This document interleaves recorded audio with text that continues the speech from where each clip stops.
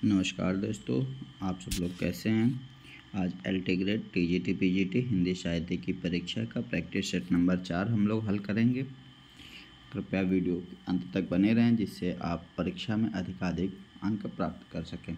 दोस्तों, यह पेपर आपका PYQ मॉडल में है, जिसमें पहले प्रश्न व्याकरण के होंगे और फिर प्रश्न दोस्तों हिंदी साहित्य के इतिहास और हिंदी साहित्य से होंगे। चलिए दोस्तों शुरू करते हैं। कांति और क्लांति शब्द का युग्म का सही अर्थ है। तो दोस्तों कांति माने क्या होता है, देखिए उलटफेर, थकावट, चमक, कलेश, चमक, थकावट और थकावट और चमक। देखिए कांति का मतलब होता है दोस्तों चमक। कांति का मतलब क्या होता है, चमक। और क्लांति का मतलब होता है थकावट। तो दोस्तों आपका विकल्प सी सही हो जाएगा। अगला प्रश्न क्या कह रहा है, तबेले की बला बंदर के सिर। लोकोक्ति का सही अर्थ क्या है, जैसा चाहा वैसा हो गया, केवल बाहरी दिखावा, अपराध करे कोई और पकड़ा कोई जाए। दोस्तों यही विकल्प सही होगा, अपराध करे कोई और पकड़ा जाए कोई, और विकल्प सी सही हो जाएगा। अगला दोस्तों, भारत आया किंतु भूपेंद्र चला गया, यह किस प्रकार का वाक्य है।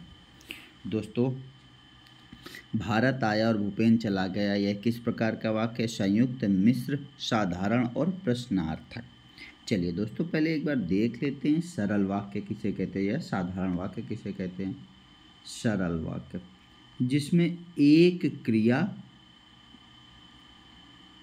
और एक कर्ता हो, क्रिया भी एक हो और कर्ता भी एक हो।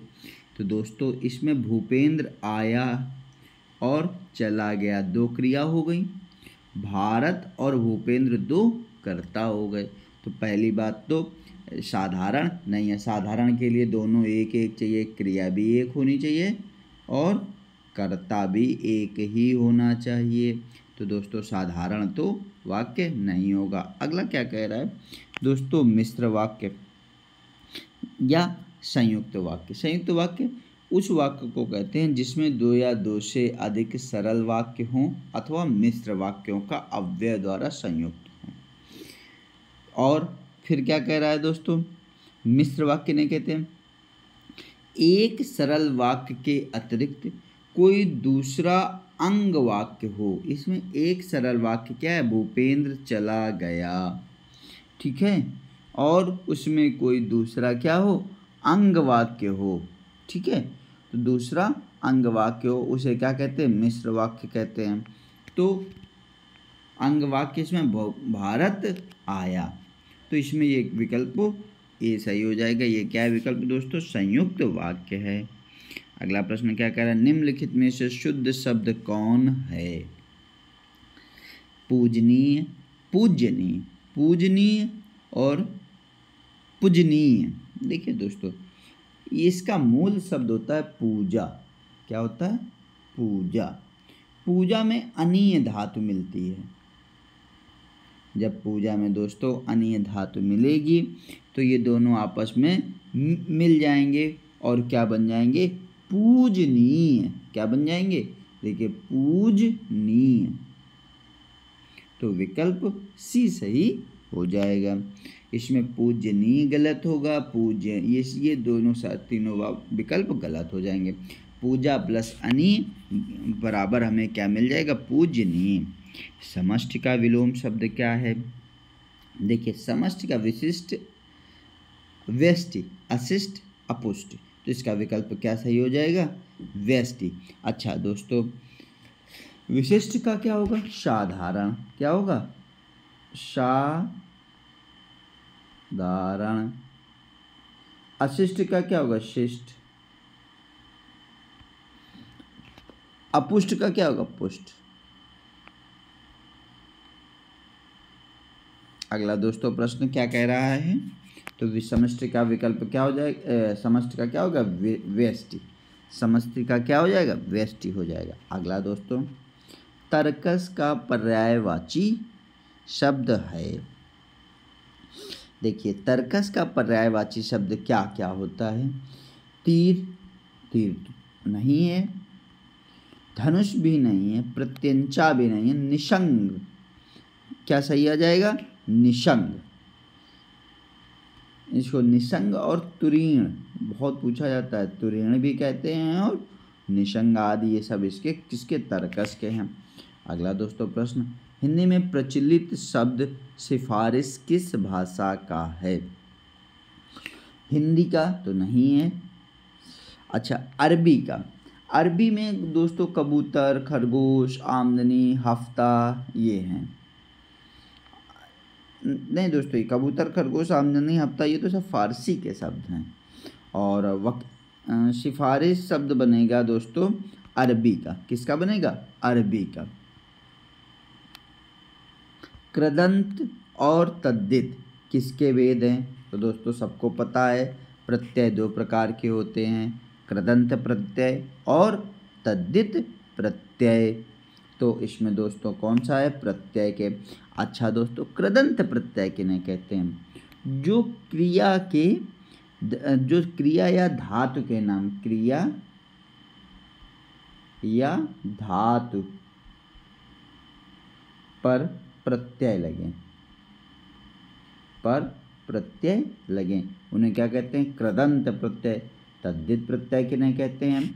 जो संज्ञा, सर्वनाम, विशेषण के अंत में लगने वाले प्रत्यय होते हैं उन्हें हम तद्धित प्रत्यय कहते हैं। संज्ञा, सर्वनाम, विशेषण, इनके अंत में जो प्रत्यय लगते हैं उन्हें हम क्या कहते हैं? तद्धित प्रत्यय कहते हैं। अगला दोस्तों, लंबोदर उदाहरण है किसका? बहुब्रीहि समास का, द्वंद्व समास का, द्विगु समास का, कर्मधारय समास का। देखिए, लंबा है उदर जिसका, इसका विग्रह करेंगे तो क्या आ जाएगा? लंबा है उदर जिसका। इसमें अनेक पद होने के साथ एक क्या आ जाएगा? इसको लंबा है उदर जिसका किसको कहते हैं? गणेश जी को कहते हैं। किसको कहते हैं? गणेश जी को। जब दो या दो से अधिक पद मिलकर किसी अन्य का बोध कराएं, वहाँ क्या है? बहुब्रीहि समास है। लंबोदर, गजानन, ये सब किसके हैं? गणेश जी के हैं। अगला, निम्नलिखित विकल्प में से सभी शब्द द्विगु समास के उदाहरण हैं। चलिए देखते हैं। दशानन द्विग का है, लेकिन यथेष्ट अव्यय, यथा अव्यय लग गया, अव्यय लग गया यानी अव्यय भाव, ये तो नहीं हो गया। अगला दोस्तों, बी नंबर क्या कह रहा है? बी नंबर कह रहा है सप्ताह, ये तो है। शताब्दी, ये सही हो जाएगा, यानी विकल्प बी सही हो जाएगा। सप्ताह और शताब्दी सही हो जाएगा। अगला, त्रिलोचप नहीं, ये गलत है। 24 ये है, चतुर्मुख ये है और प्रत्यक्ष ये नहीं है। तो दोनों किस में बन रहे हैं? खाली विकल्प बी में बन रहे हैं। सप्ताह और शताब्दी दोनों किसके पर्याय हैं? दोनों दोस्तों अव्यय के पर्याय हैं। अगला दोस्तों प्रश्न क्या कह रहा है? नए वर्ष का संधि विच्छेद क्या है होगा? नए वर्ष का संधि विच्छेद होगा, देखिए, नववर्ष, नैव ऐश्वर्य, नव ऐश्वर्य और नैवेश्वर्य। देखिए दोस्तों, इसमें क्या होगा? नवधन ऐश्वर्य। क्या आ जाएगा? नवधन ऐश्वर्य। विकल्प ए सही हो जाएगा। दोस्तों यहाँ पर हमारी वृद्धि संधि होगी। कौन सी संधि होगी? वृद्धि संधि। कैसे वृद्धि संधि होगी? वृद्धि संधि होगी दोस्तों आ प्लस ए, ऐ, और क्या आ जाएगा? ऐ। क्या आ जाएगा? ऐ। वृद्धि रेचि। क्या हो जाएगा? वृद्धि रेचि। इसका शुद्ध ये बन जाएगा। तो यहाँ क्या होगा? वृद्धि संधि होगी। कौन सी संधि होगी? वृद्धि संधि। वृद्धि संधि होगी। अगला, निम्नलिखित शब्दों में से पुल्लिंग नहीं है? बनावट, छाता, सूर्य और अमरूद। तो पुल्लिंग कौन सा शब्द नहीं है। तो देखते हैं दोस्तों, छाता खुल गया, ये तो पुरुषवाचक है, यानी ये तो नहीं है। अमरूद पक गई, नहीं, अमरूद पक गया। सूर्य उग गया कि उग गई, इसकी बनावट अच्छी है। देखिए दोस्तों, इसकी बनावट अच्छी है, हमें क्रिया और विशेषण से पता चलता है कि कौन सा शब्द पुल्लिंग है, कौन सा शब्द पुल्लिंग या स्त्रीलिंग है। अब प्राणीवाचक शब्दों में दोस्तों हम कैसे पता करते हैं? क्रिया से और विशेषण से। किससे पता करते हैं? क्रिया और विशेषण से। अप्राणीवाचक, जिसमें प्राण ना हो, अप्राणवाचक शब्दों को हम क्रिया और विशेषण से पता चलते हैं। तो बनावट शब्द स्त्रीलिंग है। दरवाजे की बनावट अच्छी है, घर की बनावट अच्छी है कि अच्छा है, तो क्या आंसर मिलेगा दोस्तों? अच्छी है। अगला, दासत्व किस प्रकार की संज्ञा है? व्यक्तिवाचक, पदार्थवाचक, जातिवाचक, भाववाचक। दोस्तों दासत्व किस प्रकार की संज्ञा है? तो दोस्तों दासत्व भाववाचक संज्ञा है। कैसी है? भाववाचक संज्ञा है। अच्छा, व्यक्तिवाचक, भाववाचक और तो दासत्व कैसी? पदार्थवाचक और जातिवाचक। दासत्व कैसी है? भाववाचक संज्ञा है। अगला दोस्तों देखिए, दास व्यक्तिवाचक संख्या या जातिवाचक संख्या, इसमें त्वा लगा दिया तो वो हो गया भाववाचक। अगर खाली दास दिया होता कैसी संज्ञा है तो उसमें जातिवाचक संज्ञा आती, लेकिन त्वा प्रत्यय लगा दिया गया है, ये क्या बन जाएगा? भाववाचक संज्ञा। क्या बन जाएगा? भाववाचक संज्ञा। दोस्तों एक प्रश्न और याद रखिएगा, फैक्ट है, भाववाचक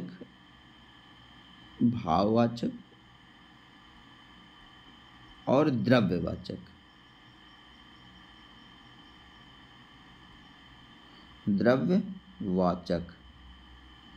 कभी बहुवचन नहीं होते, बहुवचन नहीं होते। तो इनसे हम पता कर सकते हैं दासत्व का बहुवचन नहीं बनेगा, दासत्व का बहुवचन नहीं बन सकता है। अगला दोस्तों 14, मुझे थोड़ी चाय बना दो, मुझे थोड़ी चाय बना दो, यह कैसा विशेषण है? समुदायवाचक, परिमाणवाचक, गुणवाचक, संख्यावाचक। तो दोस्तों यह है परिमाणवाचक। परिमाणवाचक में कौन सी अगर पूछा जाए, निश्चित परिमाणवाचक कि अनिश्चित परिमाणवाचक? तो थोड़ी, ये अनिश्चित परिमाणवाचक कौन सी होगी? अनिश्चित परिमाणवाचक। वैसे परिमाणवाचक, लेकिन प्रश्न गहराई से पूछ दे तो अनिश्चित परिमाणवाचक संज्ञा होगी। अगला, मोहन ने पढ़ा है, इस वाक्य का संदिग्ध भूतकाल में होगा। यह वाक्य संदिग्ध भूतकाल में मोहन ने पढ़ा, मोहन ने पढ़ा होगा, मोहन पढ़ रहा है, मोहन ने पढ़ा था। तो विकल्प क्या होगा? मोहन ने पढ़ा। तो इसका विकल्प क्या सही हो जाएगा? इसका विकल्प सही हो जाएगा मोहन ने पढ़ा होगा। विकल्प बी सही हो जाएगा, संदिग्ध भूतकाल में मोहन ने पढ़ा होगा। मोहन ने पढ़ा, मोहन पढ़ रहा था, ये तो असंदिग्ध भूतकाल। मोहन ने पढ़ा, ये भी भूतकाल। मोहन ने पढ़ा था, ये स्पष्ट भूतकाल है, लेकिन संदिग्ध असंदिग्ध भूतकाल है, ये संदिग्ध भूतकाल। मोहन ने पढ़ा होगा। वर्ष ध्वनियों के उच्चारण, विकल्प ए क्या कह रहा है? जिह्वा की नोक दंत पंक्तियों के ऊपरी भाग का स्पर्श करती है, जिह्वा की नोक दंत पंक्तियों का स्पर्श करती है, जिह्वा की नोक तालु का स्पर्श करती है, जिह्वा की नोक ओंठों का स्पर्श करती है। तो वर्ष किन्हें कहते हैं? वर्ष उन्हें कहते हैं जिह्वा की नोक दंत पंक्तियों के ऊपरी भाग, जो दांत होते हैं, ये आपके दांत हैं, दांतों के ऊपरी भाग को अगर ये मान लो दांत मान लिया, तो यहाँ पर अगर टच करे उसे क्या कहेंगे? जिह्वा के ऊपरी भाग को स्पर्श अगर कर रही है, यानी विकल्प ए सही हो। अच्छा, ये वर्ष में शब्द कौन कौन बोले जाते हैं? ना, सा, रा और ला। कौन कौन से? ना, सा, रा और ला। राजभाषा आयोग गठित करने का प्रावधान किस अनुच्छेद में है? तो राजभाषा आयोग गठित करने का प्रावधान अनुच्छेद 344 में है। 344 अनुच्छेद के 344 फर्स्ट में राजभाषा आयोग को गठित करने की शक्तियां दी गई हैं। 344 फर्स्ट में, किसमें? 344 एक में। पहला राजभाषा आयोग बीजी खेर की अध्यक्षता में गठित हुआ था। कब गठित हुआ था? 1955 में। दोस्तों एक्स्ट्रा फैक्ट जरूर याद रखिएगा। ग्रियर्सन ने किस भाषा को अंतर्वेदी भाषा का नाम दिया? तो दोस्तों किसका दिया? राजस्थानी, ब्रजभाषा, अवधी और छत्तीसगढ़ी। तो किसका नाम दिया? ब्रज भाषा का नाम दिया। किसका नाम दिया? ब्रज भाषा। ग्रियर्सन की पुस्तक का क्या नाम था? Linguistic survey of India. क्या नाम था? Linguistic survey of India. अगला प्रश्न दोस्तों देखते हैं।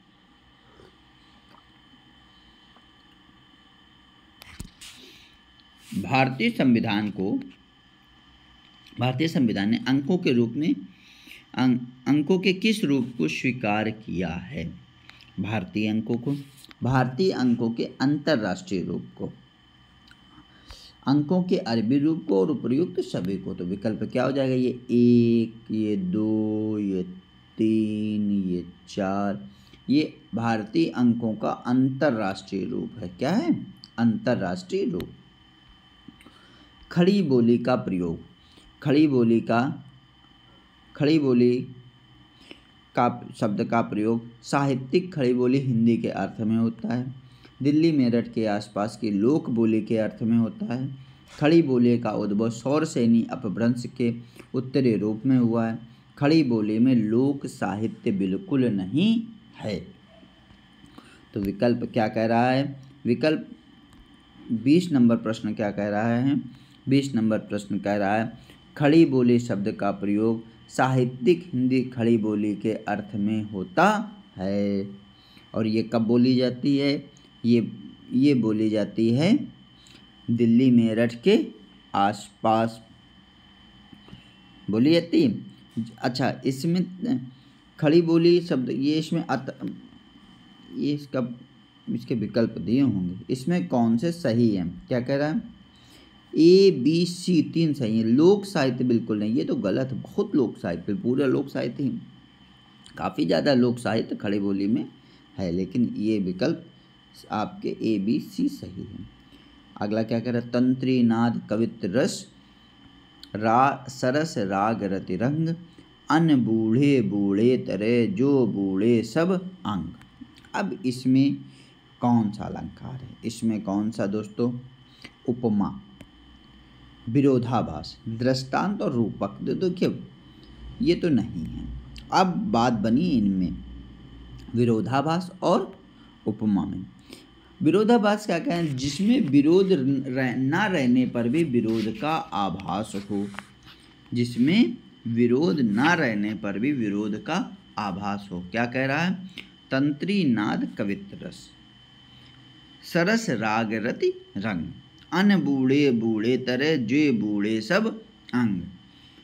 तो जो अन बूढ़े हैं, जो बिना बूढ़े हुए हैं, वे सब तर जाएंगे।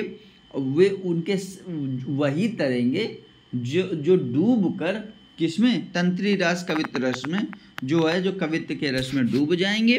वो क्या होंगे? सब पार हो जाएंगे।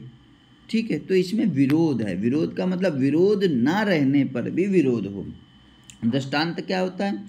जहाँ उपमेय उपमान के साधारण धर्म का बिंब प्रतिबिंब भाव दर्शित किया जाए और वाचक शब्द का उल्लेख ना हो। ठीक, अगर वाचक शब्द का उल्लेख हो गया तो वहाँ क्या हो जाएगा? उपमा हो जाएगा। क्या हो जाएगी? उपमा हो जाएगी। अगला दोस्तों, तो यहाँ विकल्प बी सही हो जाएगा। अगला प्रश्न क्या कह रहा है? जगत जान्यो नहीं सकलु सो हरि जान्यो नाही। ज्यों आँखिन सब देखिए आँखी देख ही न जानी। विकल्प क्या कह रहा है? जगत जान्यो हरि शकल, जो जान्यो हरि नाई। ज्यों आँखिन सब देखिए आँखिन देख न जाए। अच्छा दोस्तों, क्या कह रहा है इसमें? इसमें कह रहा है कि जगत जान्यो जी सकल, जिन्होंने पूरा संसार जान लिया, सो जान्यो हरि नाई, और लेकिन हरि को नहीं जाना, ईश्वर को नहीं जाना। और उदाहरण क्या दिया?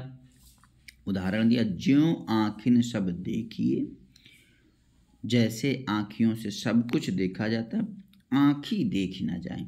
और आँखी यानी खुद की आँख हमको दिखाई नहीं देती है। अब ये कौन सा है? दृष्टांत अलंकार है, उदाहरण है, उपमा है, प्रतिवस्तुमा है। तो उपमा और प्रतिवस्तुमा तो नहीं है। अब बात पड़ेगी दृष्टांत और उदाहरण अलंकार में। क्या कह रहा? पहले अगर कोई बात कहकर उससे मिलती जुलती बात का उदाहरण दिया जाए, किंतु समानता शब्द किसी शब्द के द्वारा प्रकट ना हो। अगर समानता प्रकट हो गई तो उदाहरण हो गया, और समानता प्रकट ना हुई तो दृष्टांत हो गया। तो यहाँ ज्यों जिस प्रकार सकल को, संसार को जाना और हरि को नहीं जाना, उसी प्रकार आँखें सब देखती हैं किंतु आँखों को कोई नहीं देखता। यानी आँखें क्या सब कुछ दिखाती आँखें हैं, लेकिन आँखें हम देख नहीं पाते हैं। ठीक है, आँखें स्वयं को नहीं देख पाती हैं। उसी प्रकार हरि सब कुछ दिखाते हैं, लेकिन लोग हरि को नहीं जान पाते हैं। यहाँ पर अगर यहाँ पर कोई क्या आ जाए, समानता शब्द आ जाता, कोई समान शब्द आ जाता, यहाँ ऊपर जो उदाहरण दिया गया इसी की समानता नीचे वाली लाइन, तो उदाहरण अलंकार। लेकिन अगर समानता शब्द नहीं है तो वहाँ दृष्टांत अलंकार होगा। दोस्तों बिल्कुल माइनर अंतर है, ध्यान रखिएगा। अगर चलिए दोस्तों 23वां क्वेश्चन देखिए, इसमें भी जो है वो है। अच्छा, प्रतिवस्तुमा क्या होती है? जहाँ उपमेय और उपमान में एकार्थ या समानार्थ सूचक शब्दों में एक ही धर्म या समान धर्म का कथन हो, वहाँ क्या है? प्रतिवस्तुमा होगी। कहाँ होगी? उपमेय और उपमान से संबंधी वाक्यों में वह एक ही धर्म या समान धर्म का अर्थ होगा। 23 नंबर, सतगुरु की महिमा अनंत, अनंत किया उपकार, लोचन अनंत उघाड़ियाँ, अनंत दिखावन हार। ये किसका अलंकार है? ये दोस्तों क्या अलंकार है? ये कबीरदास जी का बहुत अच्छा सा दोहा है। क्या कह रहा है?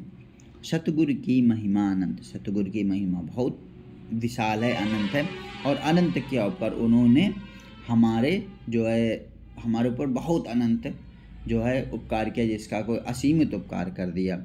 लोचन अनंत दिखाना, यानी हमारे अनंत आँखों को खोल दिया, अनंत दिखाना, और हमें अनंत यानी ईश्वर का साक्षात्कार करा दिया। तो यहाँ अनंत के भिन्न भिन्न वेद हैं, तो यहाँ पर कौन सा होगा? उपयमक अलंकार। कौन सा होगा? यमक अलंकार। अगला दोस्तों, अमीय झरत चहु ओर सो, हरि ताप नयन ताप हरि लेत, राधा जू के बदन बस चंद उदित कहि हेत। अमीय झरत चहु ओर सो, नयन ताप हरि लेत। चारों ओर ऐसा लग रहा है अमृत बरस रहा है, नयन ताप हरि लेत, और आँखों का क्या है? ऊष्मा चली जाती है, आँखों से ऊष्मा समाप्त हो जाती है। और राधा जू के बचन जसु, राधा जू के बचन कैसे? इस प्रकार हैं। कैसे हैं? चंद्र उदित के हेत, ऐसे लग रहे हैं जैसे कहीं चंद्रमा उदित हो रहा है। अच्छा देखिए, इसमें क्या प्रतीप हो गया? क्या हो गया? प्रतीप हो गया। प्रतीप का अर्थ होता है उल्टा। प्रतीप का अर्थ क्या होता है दोस्तों? उल्टा। यहाँ प्रतीप हो गया, प्रतीप।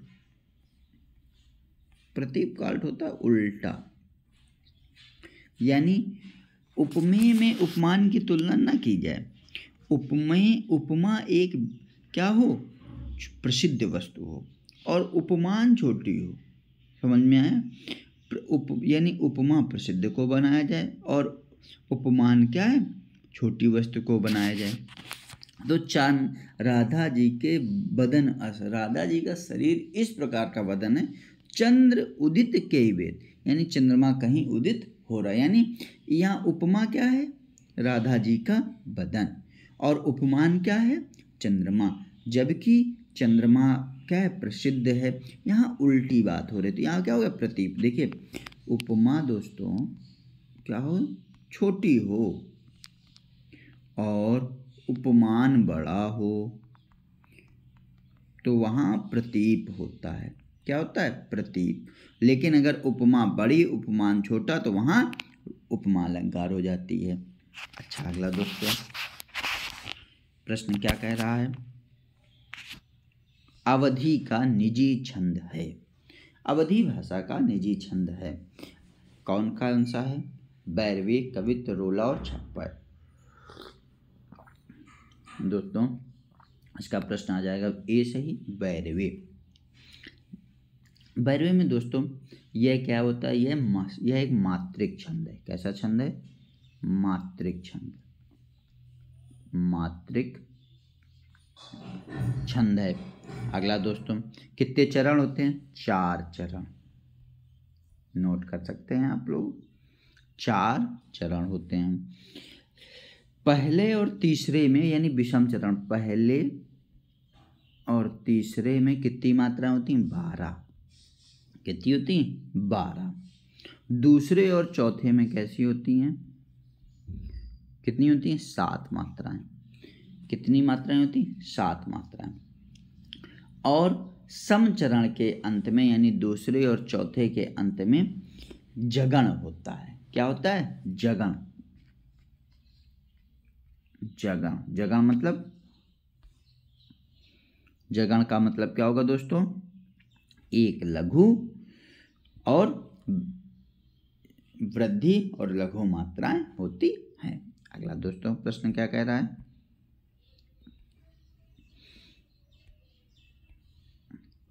भूमि रमी शरद की कमनीयता थी, नीला अनंत नभ निर्मल हो गया था, छा गई थी कुमुद में अमित शीत भा, उत्फुल्ल सी प्रकृति प्रतिभास होती थी। काव्य में छंद कौन सा है? काव्य में छंद कौन सा है? चलिए इसमें हम गिनेंगे। क्या गिनेंगे? इसमें प्रत्येक चरण में पहली बात तो ये वर्णिक छंद है, इसका वर्ण गिनेंगे। 1 2 3 4 5 6 7 8 9 10 11 12 13 14। 1 2 3 4 5 6 7 8 9 10 11 12 यानी 14 आ रहे हैं। ये तो बहुत अच्छा हो गया। कितने हो आ रहे हैं? 14। ठीक। अब इसके बाद देखिए क्या कह रहा है कि अंत में क्या है? तगण देख रहे हैं। अंत में 2 गुरु हैं, कमनीयता और, यानी अंत में 2 गुरु। कितने गुरु बन रहे हैं? 2 गुरु हैं। फिर इसके बाद इसमें हो क्या रहा है? 1 तगण 1 भगण 2 गुरु। 1 तगण आ रहा है, तगण, 1 भगण और 2 जगण और 1 गुरु। तो ये पूरी कंडीशन किसकी बनती है? वसंत तिलिका की। तब क्या है? सूत्र क्या होता है? तब जो गुरु वसंत तिलिका, तब जो गुरु वसंत तिलिका, यानी 1 तगण 1 भगण 2 जगण और 2 गुरु, ये मिलके क्या बनाते हैं? वसंत तिलिका बनाती हैं। चलिए दोस्तों अगला क्या कह रहा है? अगला प्रश्न है हमारा, अभिव्यंजनावाद सिद्धांत किस आचार्य का है? भट्ट लोल्लट का, आचार्य शंकु का, अभिनव गुप्त का और भट्ट नायक का। दोस्तों काव्य शास्त्र का बढ़िया सा प्रश्न है। आचार्य भट्ट लोल्लट ने कौन सा दिया, आरोपवाद या उत्पत्तिवाद। उन्होंने कहा रस का आरोप होता है या उत्पत्ति होती है, उन्होंने उत्पत्तिवाद दिया, उत्पत्तिवाद। किसने दिया, भट्ट लोल्लट ने। शंकुक ने क्या दिया, अनुमतिवाद। शंकुक ने क्या दिया था, अनुमतिवाद। याद रखिएगा दोस्तों, शंकुक का अनुमतिवाद। अगला दोस्तों, भट्ट नायक ने भुक्तिवाद या भोगवाद। क्या दिया था, भोगवाद। रस का भोग करना चाहिए। लेकिन अभिनव गुप्त ने क्या किया था, अभिव्यंजनवाद, यानी रस की अभिव्यंजना होती है। तो लोल्लट ने क्या कहा था, उत्पत्तिवाद। आचार्य शंकुक अनुमतिवाद, और भट्ट नायक ने क्या कहा, भोगवाद। अगला दोस्तों, तो विकल्प हमारा सी सही हो जाएगा, अभिनव गुप्त। अगला दोस्तों, शब्द की वह शक्ति, शब्द की वह शक्ति जिससे वाच्यार्थ प्रकट होता है। शब्द की वह शक्ति 28 नंबर, जिससे वाच्यार्थ प्रकट होता है, उसे क्या कहते हैं, लक्षणा व्यंजना शब्द शक्ति अभिधा। तो इसका विकल्प डी सही हो जाएगा, अभिधा। अगला दोस्तों, धर्मवीर भारती के संदर्भ में क्या सही नहीं है। वे केवल स्वातंत्र के विरोधी कवि हैं, वे व्यक्ति स्वातंत्र के पक्षधर कवि हैं, वे कैशोर्य भावुकता के लेखक हैं, वे मिथकी संदर्भों पर आधारित कविता लिखने वाले कवि हैं। 29 नंबर क्या कह रहा है, तो 29 का ए, वे स्वातंत्र विरोधी कवि हैं, वे स्वातंत्र विरोधी कवि हैं। इसका विकल्प ए सही हो जाएगा, वे स्वातंत्र विरोधी कवि हैं। ये प्रश्न पूछा जाए, ठीक है। वे व्यक्ति की स्वतंत्रता के विरोधी कवि हैं, ये सही नहीं है। वे स्वतंत्रता का भाव रखते हैं, कैशोर मिथ की संदर्भों पर कविता भी उन्होंने लिखी है। तो विकल्प क्या तथ्य सही नहीं है, वे व्यक्तिगत। इसके बाद अभिव्यंजनवाद किस सौंदर्य शास्त्र का महत्वपूर्ण कला पक्ष है। यूरोपीय, भारतीय, ब्रिटिश और रूसी। किसका है, यूरोपीय, भारतीय, ब्रिटिश और रूसी किस सौंदर्य शास्त्र का महत्वपूर्ण कला पक्ष है। तो किस सौंदर्य, अभिव्यंजनावाद यूरोपीय सौंदर्य शास्त्र का रूप है। को घटिये वृषभानुजा वे हलधर के वीर, इसमें कौन सी इनमें है, शाब्दी व्यंजना है, आर्थी व्यंजना है, अभिधा व्यंजना है, लक्षणा। देखो अभिधा तो नहीं है, लक्षणा भी नहीं है। शाब्दी शब्दों के आधार पर व्यंजना हो रही, अर्थों के आधार पर नहीं, शब्दों के आधार पर। इसमें कौन सी व्यंजना है, शाब्दी व्यंजना। अगला प्रश्न क्या कह रहा है दोस्तों, 31 नंबर,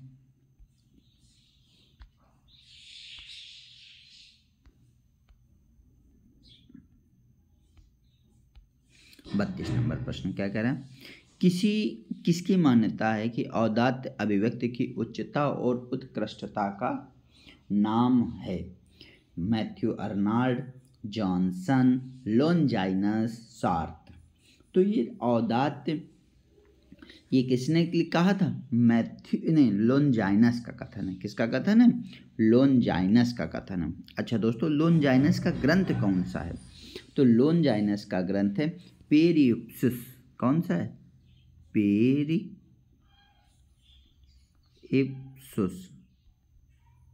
ये ग्रंथ किसका, लोनजाइनस का ग्रंथ। अच्छा, सार्थ का कौन सा ग्रंथ है, सार्थ का ला नौशी। कौन सा ग्रंथ है, ला नौशी। और जॉनसन का लाइन्स ऑफ द पोएट। क्या है, लाइन्स ऑफ द पोएट। अच्छा, मैथ्यू अर्नाल्ड की कौन सी, कल्चर और अनार्की। कौन सी है, कल्चर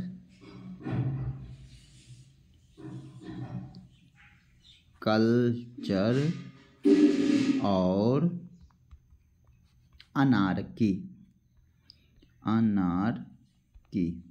ये ग्रंथ किसके हैं, मैथ्यू अर्नाल्ड के।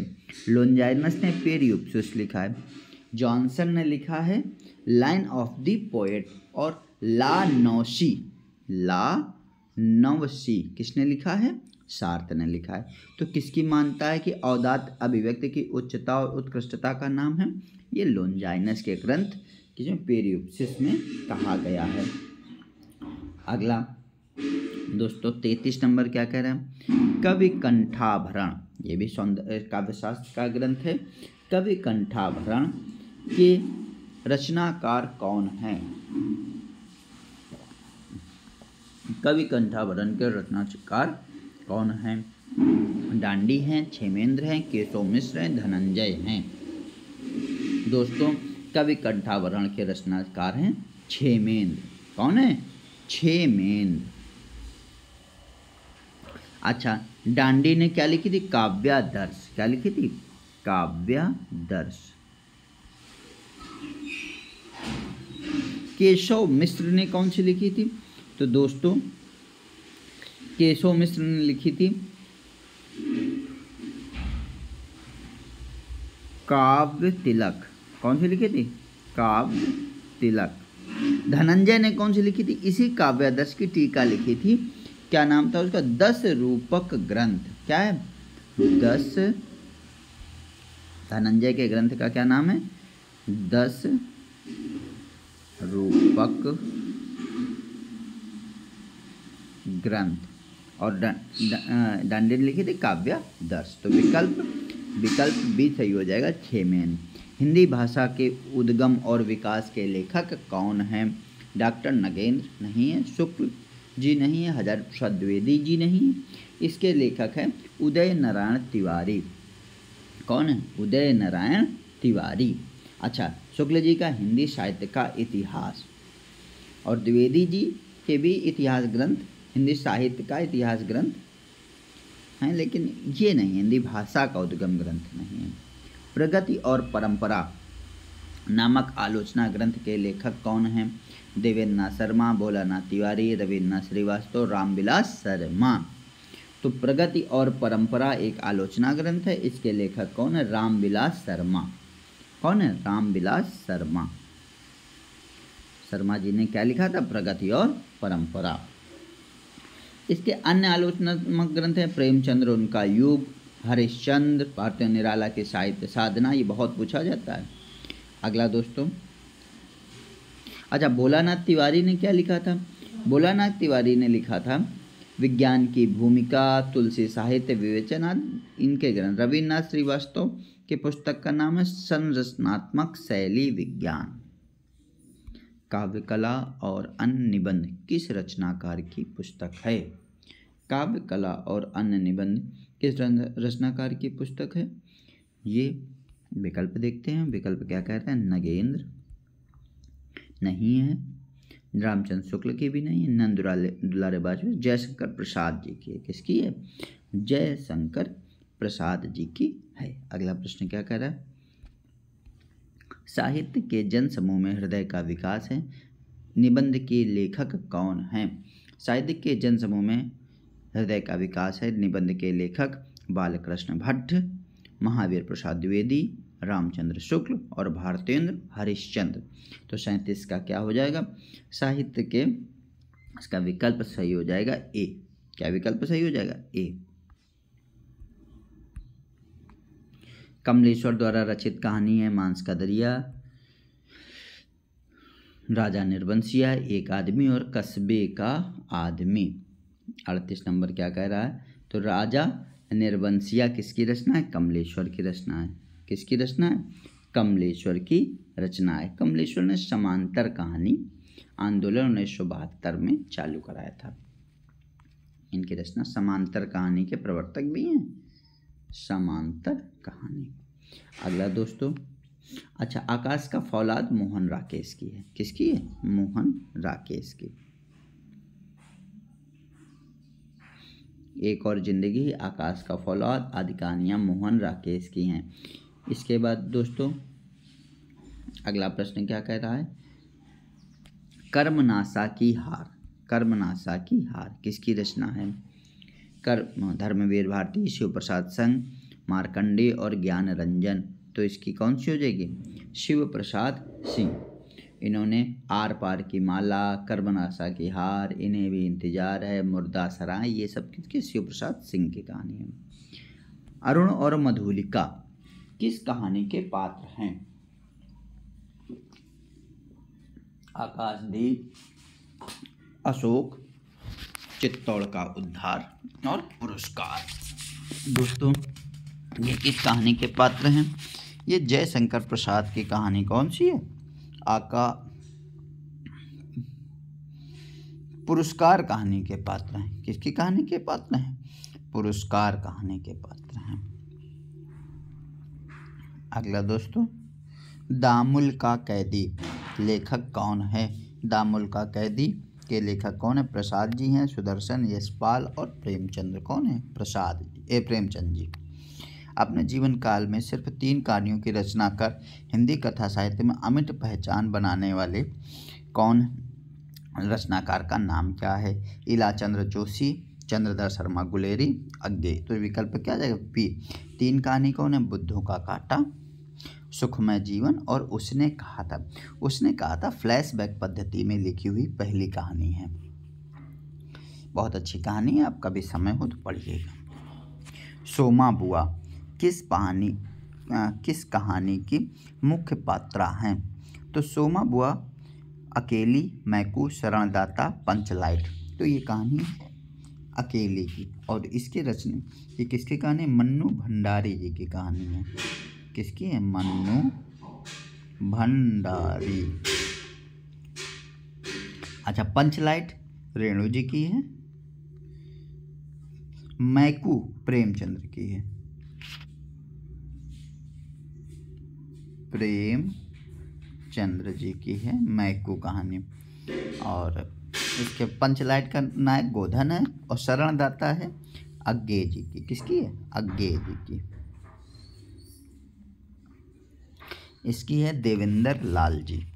तो अकेली की सोमा बुआ इसकी नायिका है। कौन लेखिका है?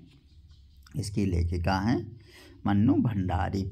यथार्थवादी उपन्यासों में किस दृष्टि की प्रधानता रहती है? परंपरा केंद्रित, व्यक्ति केंद्रित, वस्तु केंद्रित, रूप केंद्रित। यथार्थवादी उपन्यासों में सी, वस्तु केंद्रित। कौन सी रहती है? वस्तु केंद्रित। अगला दोस्तों क्या कह रहा है? 45 मिलजुल मन उपन्यास की लेखिका हैं कृष्णा शोभती, मन्नू भंडारी, मृदुला गर्ग और उषा प्रियमवदा। तो दोस्तों मिलजुल मन की लेखिका कौन है? सी, मृदुला गर्ग। कौन है? मृदुला गर्ग। उर्दू उपन्यास चौगाने हस्ती का हिंदी रूपांतरण क्या है? चौगाने हस्ती का हिंदी रूपांतरण क्या है? ये प्रेमचंद जी का उपन्यास है। कौन सा है? गबन, रंगभूमि, मंगलसूत्र और गोदान। तो इसका विकल्प क्या? रंगभूमि। क्या विकल्प आ जाएगा? रंगभूमि। अच्छा, गबन किसका? किसना का। क्या? किसना का। इसके बाद मंगलसूत्र अंतिम उपन्यास है, ये इसका मूल रूप से हिंदी में लिखा गया था। गोदान भी मूल रूप से हिंदी में लिखा गया था।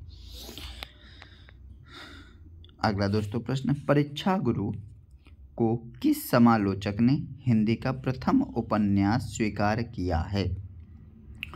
जॉर्ज ग्रियर्सन, मिश्र बंधु, आचार्य रामचंद्र शुक्ल और महावीर प्रसाद द्विवेदी। तो इसको शुक्ल जी ने घोषित किया कि हिंदी का यह प्रथम उपन्यास है। और इसके लेखक कौन हैं? इसके लेखक हैं श्रीनिवास दास, लाला श्रीनिवास दास। अगला दोस्तों 48 टोपी शुक्ला, बहुत अच्छी उपन्यास है। टोपी शुक्ला के लेखक कौन हैं? श्रीलाल शुक्ल, राही मासूम रजा, मोहन राकेश, मन्नू भंडारी। तो दोस्तों इसके राइटर कौन है? राही मासूम रजा। आधा गांव, ओस के बोझ, सीन 75, दिले सादा कागज, राही मासूम रजा की जो है उपन्यास हैं। 49 नंबर क्वेश्चन, ग्लोबल गांव का देवता के रचनाकार हैं संजीव, राकेश वस्त्र, रणेंद्र, चित्रा मुदगल। तो तो 49 क्या कह रही है? 49 नंबर ग्लोबल गांव का देवता के लेखक कौन है? रणेंद्र जी हैं। कौन है? रणेंद्र जी। अच्छा दोस्तों, इनके रणेंद्र जी के अन्य उपन्यास कौन है? सर्कस, सावधान, नीचे आ गए धार, पांव के तले दो भी, ये सब रणेंद्र जी के हैं। निम्नलिखित में से कौन सा उपन्यास अधूरा है? गोदान, सेवा सदन, रंगभूमि, मंगलसूत्र। तो इनका कौन सा अधूरा उपन्यास है? मंगलसूत्र। प्रेमचंद जी के हैं ये सभी उपन्यास। और मंगलसूत्र। लालचीन उपन्यास के लेखक कौन हैं? देखिए विकल्प क्या कह रहा है? लालचीन ब्रजनंदन सहाय, लाला सीताराम, श्रीनिवास दास और श्रीपत। विकल्प ए सही हो जाएगा, ब्रजनंदन सहाय। ब्रजनंदन सहाय किसके लेखक हैं? लालचीन के लेखक हैं। अच्छा दोस्तों, इसके अन्य रचनाएं कौन है ब्रजनंदन सहाय की? सौंदर्योपासक, राधाकांत, राजेंद्र मालती। अन्य औपन्यासिक ग्रंथ हैं। सबसे श्रेष्ठ सौंदर्योपासक है इनका। उपन्यास और उनके पात्रों का कौन सा युग्म सही है? सुनीता उपन्यास किसका है? जैनेन्द्र जी का है। तो उन्होंने कौन से पात्र सही हैं? सुनीता में है श्रीकांत और श्रीकांत हैं। तो सुनीता हरीश नहीं है, श्रीकांत हैं। तो ये गलत है, ये तो गलत हो गया। बंद अंधेरे कमरे में कौन है? तो बंद अंधेरे कमरे में है नीलिमा हरिवंश, ये सही हो गया। नीलिमा हरबंश, बंद अंधेरे कमरे में नीलिमा हरबंश, ये सही है। दादा कामरेड रेखा हरिप्रसन्न, नहीं, दादा कामरेड में है रेखा चंद्रमोहन। कौन है? रेखा चंद्रमोहन, ये गलत है, चंद्रमोहन है। इसके बाद नदी के द्वीप, अज्ञे जी का है। नदी के द्वीप में कौन है? हरीश, ये तो नहीं है, और हरीश जी हैं और एक हैं हरीश और शैला, याद आ गया, हरीश और शैला। कौन है? हरीश और शैला। शैला तो है, ये तो सही है, हरीश नहीं है। हाँ, भुवन की जगह हरीश नहीं है। आधा गांव, तो इसका विकल्प क्या सही हो? जब बंद अंधेरे कमरे। आधा गांव किसकी रचना है? तो अभी बताया था आधा गांव राही मासूम रजा की रचना है। आधा गांव ये है क्या? उपन्यास है, कहानी है, नाटक है, संस्मरण? ये उपन्यास है। सीन 75, टोपी शुक्ला, कटरा बियारजू, ये सब इन्हीं की रचनाएं हैं। भारतेंद्र मंडल के कौन से लेखक नहीं है? भारतेंद्र मंडल में कौन से लेखक? शिव प्रसाद सितारे हिंद, प्रताप नारायण मिश्र, लाला श्रीनिवास दास और बालकृष्ण भट्ट। तो 54 का क्या सही हो जाएगा? 54 शिव प्रसाद सितारे हिंद। शिव प्रसाद सितारे हिंद स्वतंत्र रूप से लेखन करते थे और भारतेंद्र जी इनको गुरु मानते थे अपना। जयशंकर प्रसाद के नाटक स्कंद गुप्त के संदर्भ में कौन सा वाक्य गलत है? इसमें गुप्त साम्राज्य की स्थितियों का चित्रण हुआ है। स्कंद गुप्त के केंद्र में तलाक और पुनर्विवाह की समस्या है। कलात्मक उत्कर्ष की दृष्टि से प्रसाद के प्रमुख नाटकों में इसकी गणना की जाती है। इसमें भारतीय और पाश्चात्य नाटक पद्धतियों का सुंदर समन्वय हुआ है। तो इसका विकल्प क्या आ जाएगा? इसमें तलाक और पुनर्विवाह की समस्या का इसमें चित्रण नहीं हुआ, ये सही हो जाएगा। ये इसका वाक्य गलत है, बाकी सब सही है। अगला दोस्तों प्रश्न क्या कह रहा है? बहुत अच्छे प्रश्न हैं, इनको आप प्रयास करिए, 2 बार सुन लीजिए, इनसे 1 या 2 प्रश्न आपके पेपर में कंफर्म मिल जाएंगे। ऐतिहासिक नाटककार के रूप में कौन प्रतिष्ठित है? भीष्म सैनी, मोहन राकेश, लक्ष्मी नारायण लाल और जयशंकर प्रसाद। तो ऐतिहासिक नाटककार के रूप में कौन प्रसिद्ध है? ऐतिहासिक नाटककार के रूप में प्रसिद्ध हैं आपके जयशंकर प्रसाद। इन्होंने स्कंदगुप्त, चंद्रगुप्त, ये सब नाटक ऐतिहासिक रूप से ही लिखे थे। विशाख, कल्याणी, सज्जन, करुणालय, प्रायश्चित, राज्यश्री, अजातशत्रु, कामना, स्कंद, ध्रुव स्वामिनी, ये सब इसके। प्रसाद ने अपने किस नाटक में मुख्यतः नारी मुक्ति की समस्या को उठाया है? चंद्रगुप्त, राजश्री, स्कंदगुप्त और ध्रुव स्वामिनी। तो किसमें उठाया? ध्रुव स्वामिनी में उठाया नारी मुक्ति की समस्या को। कौन सा नाटक मोहन राकेश कृत नहीं है? लहरों के राजहंस, आधे अधूरे, रक्त कमल, आषाढ़ का एक दिन। तो कौन सा का नहीं है? तो रक्त कमल है दोस्तों, लक्ष्मी नारायण लाल का नाटक है। ये लक्ष्मी नारायण लाल का है। बाकी ये सब किसके हैं? मोहन राकेश के हैं। तो ये लक्ष्मी नारायण लाल का है, लक्ष्मी नारायण लाल जी का है। अगला दोस्तों, शकुंतला नाटक का खड़ी बोली गद्य में अनुवाद किया। किसने किया? राजा शिव प्रसाद सिंह ने, राजा लक्ष्मण सिंह ने, भारतेंदु हरिश्चंद्र ने, गिरिधर दास ने। तो किसने किया? बी, राजा लक्ष्मण सिंह ने किया। किसने किया? राजा लक्ष्मण सिंह ने। चौपट, चपेट और मैंक मंजरी नाटकों के लेखक हैं किशोरीदास गोस्वामी, बाबू राम कृष्ण वर्मा, मथुरा प्रसाद चौधरी, रूप नारायण पांडे। तो दोस्तों 60 का क्या सही हो जाएगा? चौपट, चपेट, मयंक मंजरी नाटक के लेखक कौन हैं? प्रणनी, एक इनका प्रणयनी परिचय भी नाटक है, इसके लेखक कौन है? किशोरीदास गोस्वामी। चौपट, चपेट, मयंक मंजरी, प्रणयनी परिचय। अगला दोस्तों प्रश्न है, निम्नलिखित में से कौन सा नाटक भारतेंदु हरिश्चंद्र का नहीं है? भारत दुर्दशा, संयोगिता स्वयंवर, विशस्य विष औधम, नील देवी। तो ये कौन सा नाटक नहीं है? संयोगिता स्वयंवर, बी सही हो जाएगा इसका। अच्छा, फोर्ट विलियम कॉलेज की स्थापना, संयुक्ता स्वयंवर है किसका? लाला श्रीनिवास दास का। किसका? लाला श्रीनिवास दास का, श्रीनिवास दास का है। अगला दोस्तों, फोर्ट विलियम कॉलेज की स्थापना कब हुई थी? सन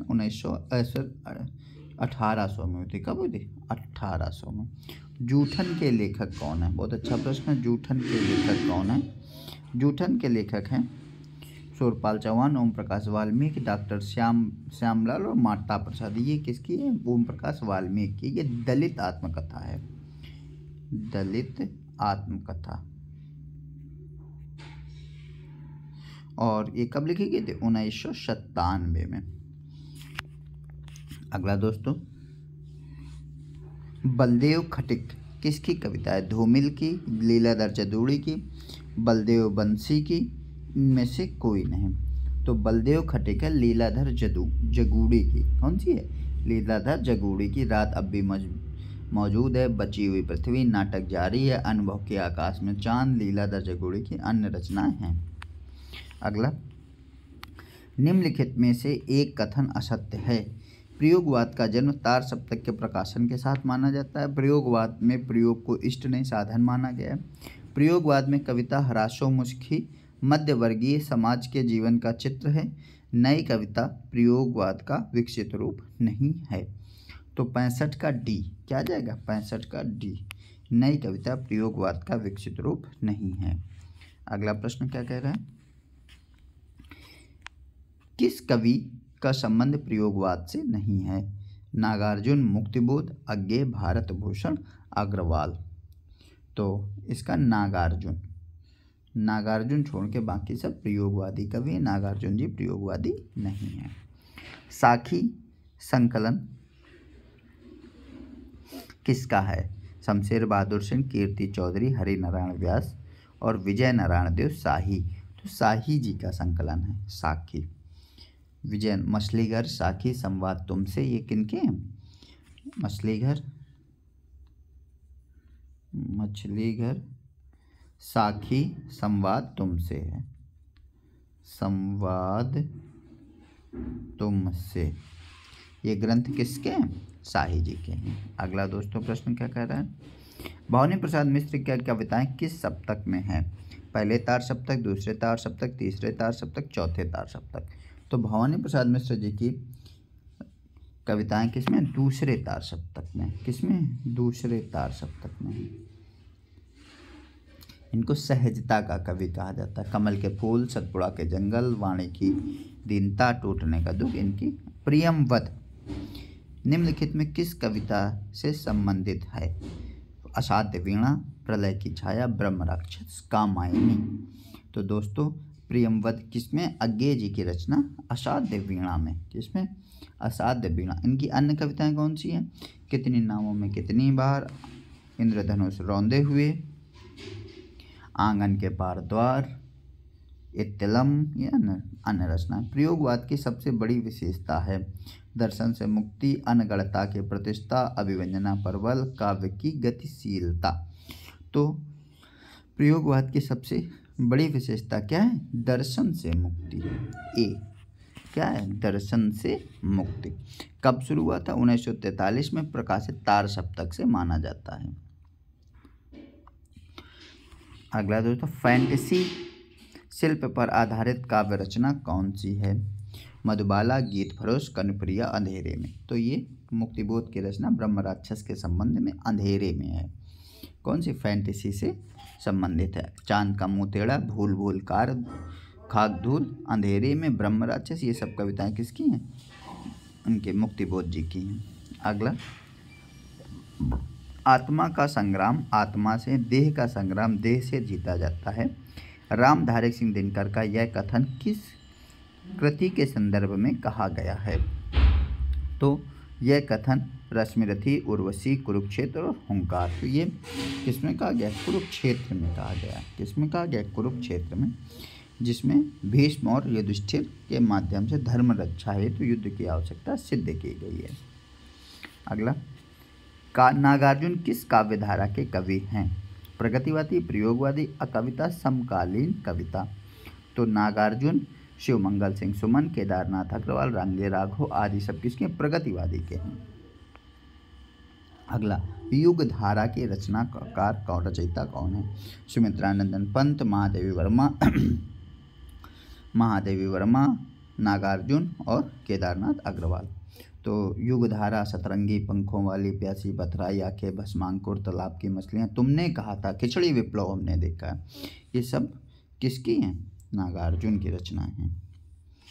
पुरानी जूतियों का कोरस, हजार हजार बाहों वाली, तुमने कहा था, ये सब किसकी है? नागार्जुन की। राम की शक्ति पूजा किस श्रेणी की कविता है? मुक्तक काव्य, लंबी कविता, अकविता, हाइकू। तो राम की शक्ति पूजा किसकी है? लंबी कविता। क्या है? लंबी कविता। किसकी है? निराला जी की है। छायावाद में वक्रता का वैभव मिलता है। प्रसाद के काव्य में निम्नलिखित में से किसका उत्कर्ष मिलता है? विदग्धता, अभिव्यंजना, चारुता और चमत्कार। तो 76वां क्या कह रहा है कि छायावाद में वक्रता का वैभव मिलता है। प्रसाद के काव्य में निम्नलिखित में किसका उत्कर्ष मिलता है? तो दोस्तों वक्रता के वैभव का। वक्रता, कामायनी, अभिव्यंजनावाद, अभिव्यंजनावाद, कामायनी और आंसू में अभिव्यंजनावाद का उत्कर्ष है। अगला दोस्तों, चित्रात्मक भाषा और लाक्षणिक पदावली किस युग की कविता की विशेषता है? छायावाद, प्रगतिवाद, प्रयोगवाद। चित्रात्मक भाषा और लाक्षणिक पदावली किसकी है? ए, छायावाद की। अगला दोस्तों, हिंदी में किसे रोमांटिज्म कहते हैं? अंग्रेजी में जिसे रोमांटिज्म कहते हैं, हिंदी में उसे क्या कहते हैं? अगला प्रश्न क्या कह रहा है?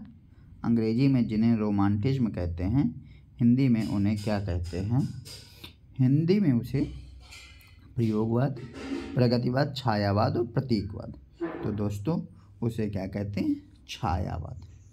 उसे क्या कहते हैं? छायावाद। किसने? ये मुकुटधर पांडे जी ने कहा था। अगला, इतिहास में जल विप्लवन की घटना का उल्लेख किस ग्रंथ में मिलता है? भारतीय इतिहास में जल विप्लवन की घटना का उल्लेख किस ग्रंथ? शतपथ ब्राह्मण के 8वें अध्याय में, शतपथ ब्राह्मण के 18वें अध्याय में, छंदोग्य उपनिषद के ऋग्वेद के 8वें अध्याय में, ऋग्वेद के 8वें अध्याय में। तो दोस्तों जल विप्लव की घटना किस में मिलती है? तो दोस्तों शतपथ ब्राह्मण के 8वें अध्याय में। और दोस्तों ये यहाँ क्यों पूछा गया? ये पूछा गया दोस्तों कामायनी की रचना का आधार क्या है? तो मनु और शतरूपा की कहानी शतपथ ब्राह्मण के 8वें अध्याय में मिलती है, जल विप्लव। राम की शक्ति पूजा कविता की प्रारंभिक पंक्तियां हैं। प्रशमित हैं वातावरण निर्मित मुखासंद कमल। रघुनायक के आगे अवनि पर नवनीत चरण। उतरा ज्यों दुर्गम पर पर्वत न संधकार। रवि हुआ अस्त ज्योत के पत्र पर लिखा अमर। तो ये डी सही हो जाएगा। रवि हुआ अस्त ज्योत के पत्र पर लिखा समर अपरा। आगे देखिए, बालकृष्ण शर्मा नवीन का प्रथम प्रकाशित काव्य ग्रंथ है। क्वा से रश्मिरेखा कुमकुम उर्मिला। तो दोस्तों क्या है, बालकृष्ण शर्मा का कुमकुम। पहला ग्रंथ कौन सा है? कुमकुम। इसका विकल्प क्या सही हो जाएगा? कुमकुम डी। मैथिली शरण गुप्त ने इतिहास के उपेक्षित पात्र नारी को निम्न पुस्तक में प्रतिष्ठित किया। भारत भारती, रंग में भंग, द्वापर और साकेत। तो किस में प्रतिष्ठित किया? 82 का डी। कैसे हो जाएगा? साकेत में। अगला, जगन्नाथ दास रत्नाकर की कौन सी रचना नहीं है? हिंडोला, गंगावतरण, भ्रमरदूत और उद्धव शतक। तो कौन सी आ जाएगी? भ्रमरदूत, हिंडोला, गंगावतरण, उद्धव शतक। दोस्तों आ जाएगी भ्रमरदूत। भ्रमरदूत रत्नाकर जी की नहीं है। भ्रमरदूत कवि नारायण, ये सत्यनारायण कविरत्न जी की है। किसकी है? सत्यनारायण कविरत्न। किसकी है? सत्यनारायण कविरत्न जी की है। अगला दोस्तों, भारतेंदु ने जिस प्रकार हिंदी गद्य की भाषा का परिष्कार किया, उसी प्रकार काव्य की भाषा का भी इस पंक्ति के लेखक हैं रामचंद्र शुक्ल, राम कुमार वर्मा, शिवदान सिंह चौहान और रामविलास शर्मा। तो इसके लेखक कौन हैं दोस्तों? इसके लेखक हैं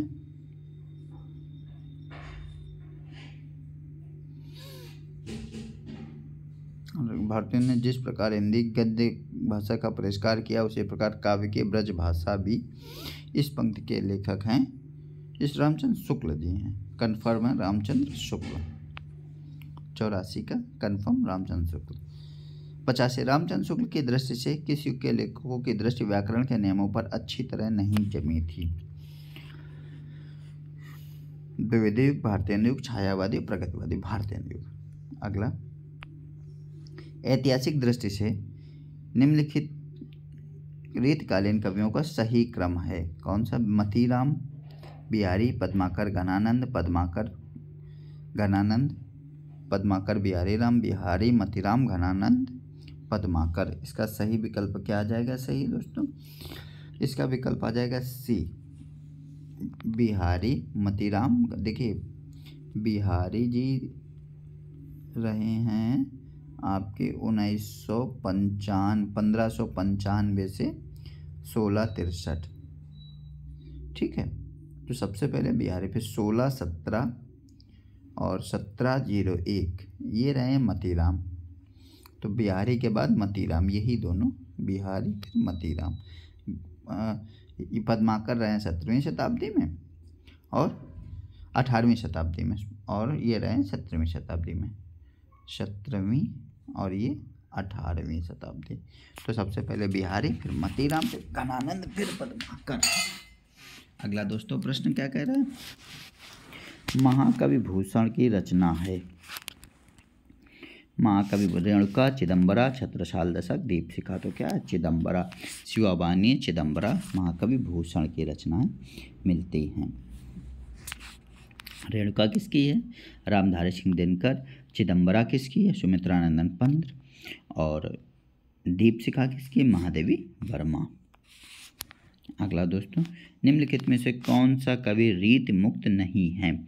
बोधा, आलम, ठाकुर, सेनापति। तो दोस्तों सेनापति। कौन है? सेनापति। ये नाई जाति के थे और इन्होंने ये राम के अनन्य भक्त थे। काव्य कल्पद्रुम, कवित्र रत्नाकर इनकी रचनाएं हैं। ब्रज भाषा में लिखते थे। 12वें नायिका भेद किसके? कृपाराम, रहीम, तुलसी, केशव। तो ये रहीमदास जी की है। रामचंद्र शुक्ल ने हिंदी साहित्य का इतिहास ग्रंथ में किस कवि को हिंदू जाति का प्रतिनिधि कवि कहा है? तो भूषण, शूदन, लाल कवि और रहीम। तो किसने कहा है? भूषण ने कहा है। ए।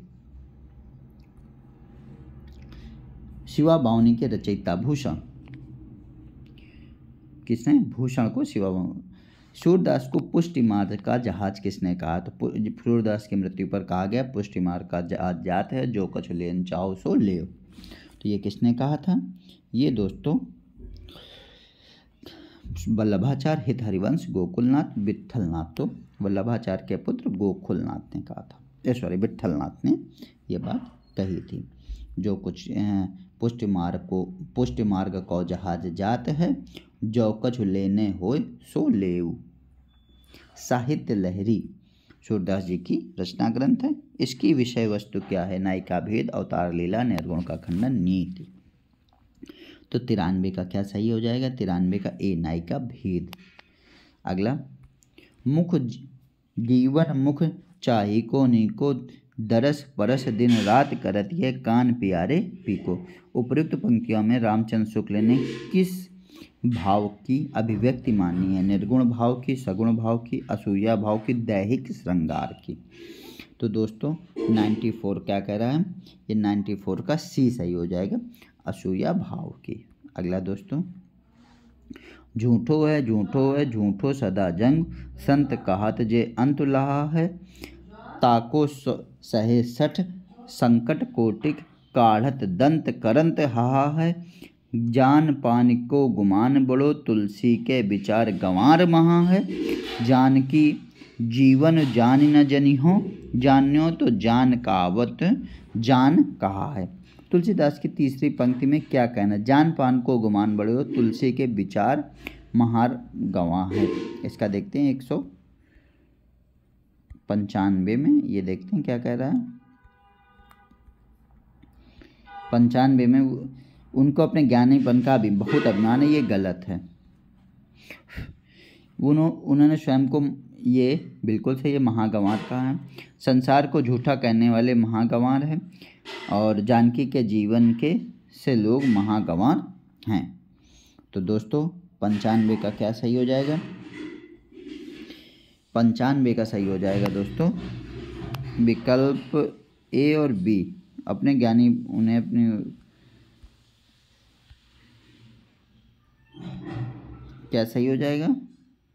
ये और ये, यानी ए और बी, विकल्प ए और बी, ये सही है। अगला दोस्तों क्या कह रहा है? लोक मंगल की भावना के सर्वश्रेष्ठ कवि कौन हैं? 96, मलिक मोहम्मद जैसी, उस्मान, केशवदास, तुलसीदास। तो विकल्प बी, तुलसीदास।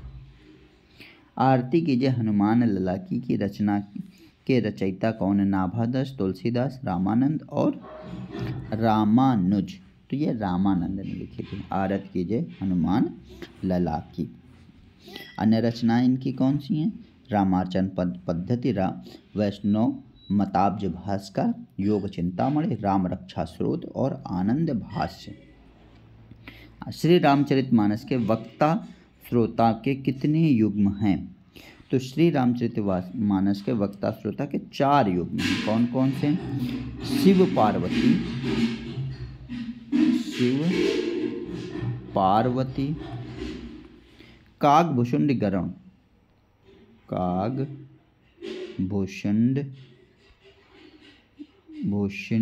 गरुण, याज्ञवल्क्य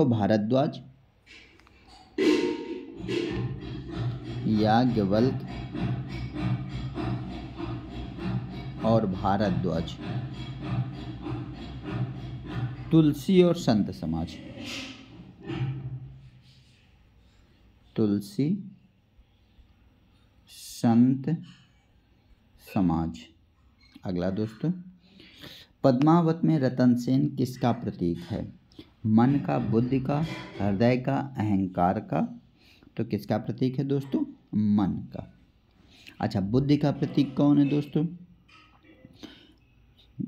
बुद्धि का रतन सिंह किसका प्रतीक है? मन का। ठीक है।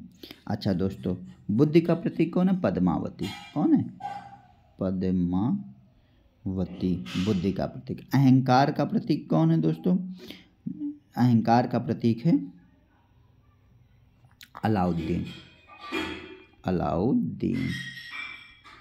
हृदय का प्रतीक दोस्तों कौन है? सिंघल द्वीप।